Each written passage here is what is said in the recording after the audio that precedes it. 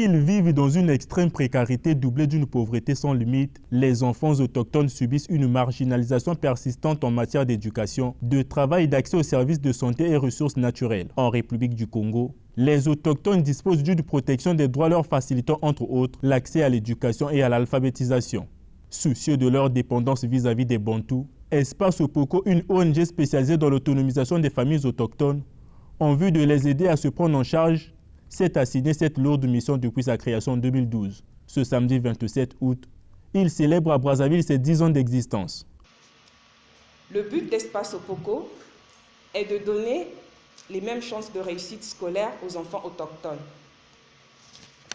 de permettre aux enfants autochtones d'avoir le soutien nécessaire pour qu'ils deviennent des véritables vecteurs de changement dans leur communauté et dans notre pays.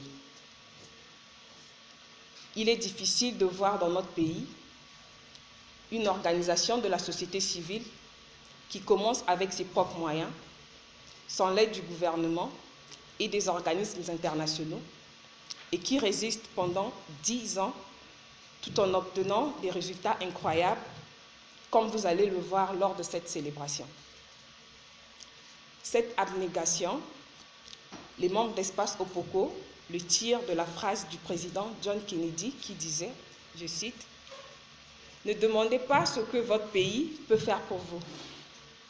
Demandez plutôt ce que vous pouvez faire pour votre pays. » En une décennie, cette organisation compte à son actif plusieurs réalisations à ne point douter, à savoir entre autres la distribution des kits scolaires, la campagne de sensibilisation sur l'importance de l'éducation scolaire, l'établissement des pièces d'état civil, le paiement des enseignants bénévoles et la prise en charge des étudiants autochtones à Brazzaville, que d'ailleurs certains présents dans cette salle se sont permis de témoigner les merveilles de l'Espace Opoko en leur faveur.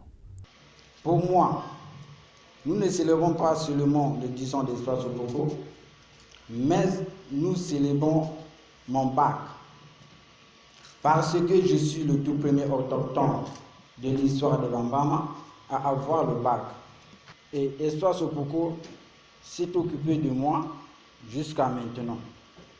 C'est grâce à Espace Opoko que je suis allé à l'école, à Sibiti pour le lycée, et que je suis maintenant étudiant. Je reçois les informations depuis Kaï. Je me suis dit, ok, je vais aller étudier à Brazzaville. Je suis arrivé ici depuis le 4 février 2022. L'Espace Opoko m'a reçu. J'ai pris l'inscription en faculté de droit et j'ai commencé à faire l'école.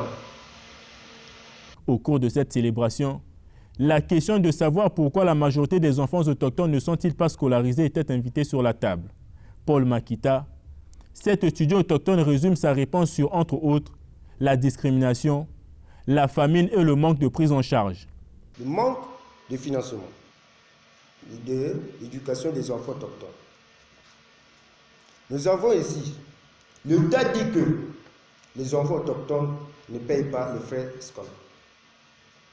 Mais dans les différents départements de notre pays, il y a des écoles où l'État n'envoie pas les enseignants pour aller enseigner les élèves.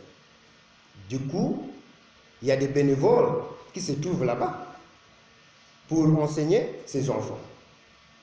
Mais qu'est-ce que ça se passe? Il faut payer ces bénévoles. Mais l'autochtone n'a pas cette capacité.